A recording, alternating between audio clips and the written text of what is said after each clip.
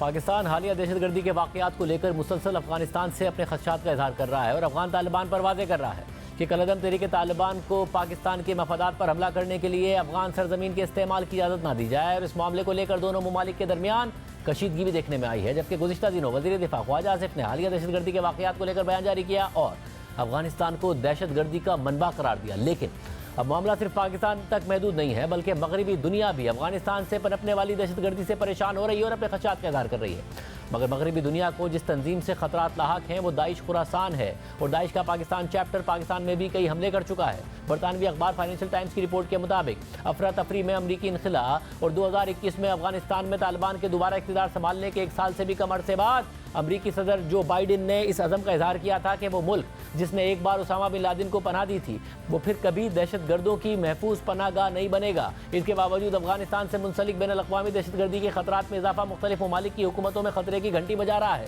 کہ وہ ملک جس نے ایک بار 9/11 کے حملوں کے ماسٹر مائنڈ کو پناہ دی تھی وہ ایک بار پھر عالمی عزائم کے حامل جہادی گروپوں کے لیے ایک ہاٹ سپاٹ بن رہا ہے۔ مغربی حکام نے گزشتہ ماہ ماسکو کے کانسرٹ ہال پر حملے کا الزام داعش خراسان پر عائد کیا ہے، جو مشرق وسطیٰ کے انتہا پسند گروپ کا افغانستان میں مقیم حمایتی اور طالبان کا سخت دشمن ہے، اور اس حملے میں 144 افراد ہلاک ہوئے تھے۔ رپورٹ کے مطابق طالبان نے اقتدار میں آنے کے بعد سے داعش خراسان کے خلاف خون ریز بغاوت مخالف مہم چلائی ہے، لیکن تجزیہ کاروں کا کہنا ہے کہ امریکی انخلاء کے بعد جہادی گروپ داعش خراسان کو کافی طاقت حاصل ہوئی ہے اور حال ہی میں اس نے اپنی بین الاقوامی سرگرمیوں میں اضافہ کر دیا ہے۔ داعش خراسان کا تعلق جنوری میں ایران میں ہونے والے بم دھماکوں سے بھی تھا جن میں تقریباً 100 افراد مارے گئے تھے۔ گزشتہ ماہ ترکی میں ایک چرچ پر حملہ ہوا تھا اور کچھ دن پہلے سویڈن کی پارلیمنٹ پر حملہ کرنے کی سازش کو ناکام بنایا گیا تھا، جس کے بارے میں حکام کا کہنا ہے کہ ان حملوں کی ہدایات افغانستان سے دی گئی تھی۔ رپورٹ کے مطابق پاکستانی طالبان جو افغانستان میں بڑی موجودگی کے ساتھ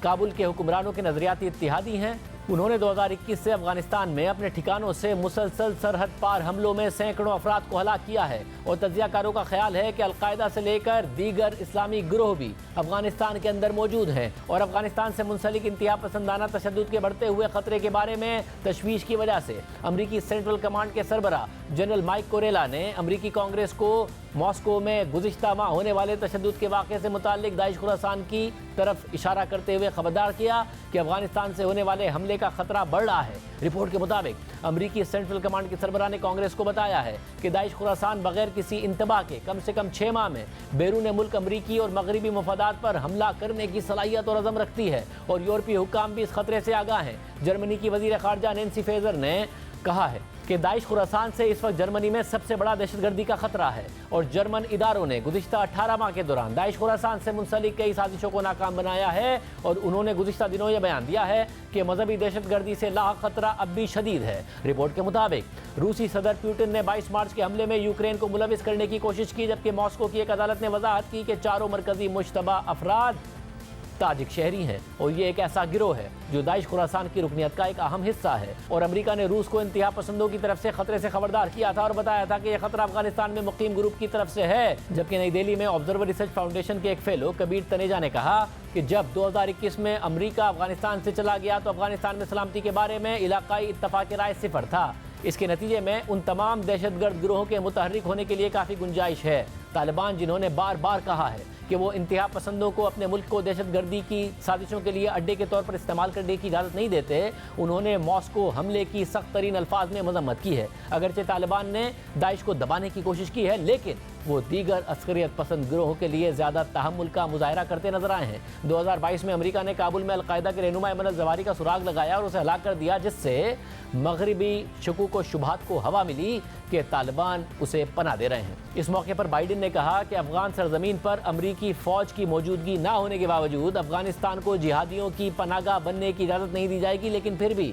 پاکستان میں پاکستانی طالبان جیسے گروہوں کی طرف سے حملے شروع ہو گئے ہیں۔ ساؤتھ ایشیا ٹیررزم پورٹل کے مطابق 2023 میں پاکستان میں دہشت گردی کے حملوں میں 1500 سے زائد افراد مارے گئے، جو 2020 میں افغانستان میں طالبان کے اقتدار سنبھالنے سے پہلے کے تعداد سے 3 گنا زیادہ ہیں۔ رپورٹ کے مطابق پاکستان جو افغان طالبان کو سرحد پار عسکریت پسندوں کی حمایت کا ذمہ دار ٹھہراتا ہے، اس نے گزشتہ ماہ افغانستان پر جوابی فضائی حملے کیے۔ گزشتہ ہفتے منگل کو پاکستان میں چینی کارکنوں پر حملے میں خودکش بمبار نے 6 افراد کو ہلاک کر دیا۔ ساؤتھ کیرولائنا کی کلیمسن یونیورسٹی کی اسسٹنٹ پروفیسر امیرہ جدون نے کہا ہے کہ امریکہ طالبان اور باغیوں کو ان کے تمام ہتھیاروں اتحادی شراکت داروں کے ساتھ روک نہیں سکا۔ یہ دیکھنا مشکل ہے کہ کہ तालिबान मुल्क को कैसे महफूज बना सकते हैं और इस बात को यकीनी बना सकते हैं कि अस्करियत पसंद ऑपरेट ना करें। रिपोर्ट के मुताबिक ख्याल किया जाता है कि दाइश खुरासान के रहनुमा सनाउल्लाह गफ्फारी अफगानिस्तान और पाकिस्तान के सरहदी इलाकों में छुपे हुए हैं और जर्मन पुलिस ने गुज़िश्ता माह 2 अफराद को गिरफ्तार किया है जिनके बारे में उनका कहना था कि उन्होंने स्वीडन की पार्लियामेंट पर हमले की मंसूबाबंदी की थी। और जर्मन वज़ारत दाखिला के एक ओहदेदार ने कहा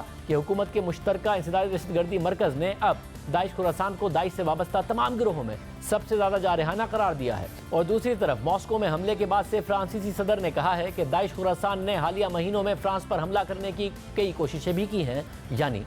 जहां एक तरफ पाकिस्तान खास तौर पर कलदम तहरीक तालिबान के हमलों की वजह से अफगानिस्तान को दहशतगर्दी का मनबा करार दे रहा है और मुसलसल अफगान तालिबान से खदशात का इज़हार कर रहा है, तो वहीं अब पूरी दुनिया से आवाज़ें उठ रही हैं कि दाइश खुरासान जैसी दहशतगर्द तंजीम अफगानिस्तान में मजबूत होती जा रही है और मगरबी ममालिक के लिए ख़तरे की घंटी बजा रही है।